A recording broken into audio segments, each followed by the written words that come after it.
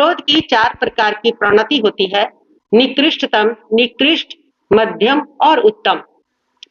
क्रोध की निकृष्टतम प्रणति तो वह होती है कि क्रोध को व्यक्त करने के लिए व्यक्ति का मार धड़ पर उतराना, हाथ चलाना, हिंसा करना, गोली करना, मारना, ये सारे जो रूप होते हैं, ये क्रोध की प्रणति के निकृष्टतम रूप है।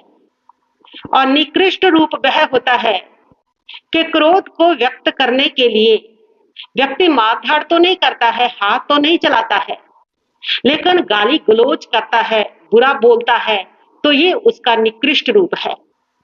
और मध्यम क्रोध की प्रणति वह होती है कि क्रोध आया लेकिन उसको अभिव्यक्त नहीं किया, उसको अंदर ही अंदर पी लिया, वह क्रोध का मध्यम रूप है।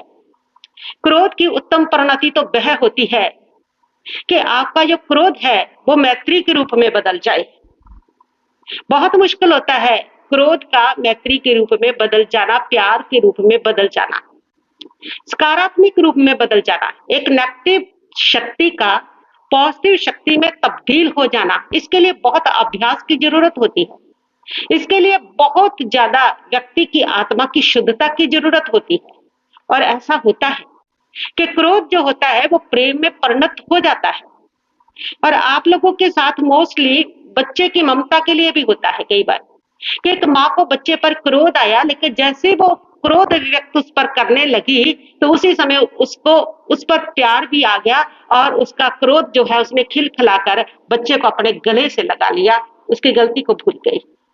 ये क्रोध की परिणति प्रेम में हो जाना महापुरुषों के जीवन में अक्सर होता है। भगवान महावीर स्वामी के जीवन में यही था कि जिसने संगम ने उनको बहुत कष्ट दिया, एक रात्रि में 20 उपसर्ग दिए और 6 महीने तक उनको इतने कष्ट देता रहा। जब वो जाने लगा तो उनकी आंखों में मोटे मोटे आंसू आ गए। पूछा उन्होंने कि प्रभु कि मैं तो आपको दुख दे रहा था, जा रहा हूं, बला टली, आपको तो खुश होना चाहिए, और इतने कष्ट देने पर आपकी आंखों में कभी मैंने आंसू नहीं देखे, शिकन तक नहीं देखी आपके चेहरे पर, और आज आपकी आंखों में मोटे मोटे आंसू।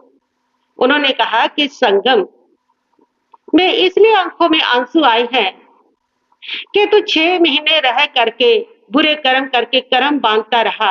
मैं तेरा फ्यूचर देख रहा हूँ, तेरा भविष्य देख रहा हूँ। इन कर्मों का भुगतान जिस समय तू करेगा उस समय तेरी दयनीय हालत होगी। तेरी वह दयनीय दशा देख करके बस मेरी आंखों में आंसू आ गए। ये होता है कि क्रोध का प्रेम में परिणत हो जाना। द्रौपदी ने भी तो यही किया था। जिस अश्वत्थामा ने द्रौपदी के 5 पुत्रों को मारा था और द्रौपदी का क्रोध था कि उस दुश्मन को छोड़ना नहीं है, और पांडव को कहा मेरे सामने लेकर के आओ, और पकड़ करके अश्वत्थामा को जब सामने लाया गया, द्रौपदी तक का क्रोध प्रेम में बदल गया। द्रौपदी ने कहा कि नहीं, इसे छोड़ दो, मैं नहीं चाहती जिस तरह मैं अपने पुत्रों के वियोग में रो रही हूं उसी प्रकार इसकी मां भी अपने बेटे के वियोग में रोए।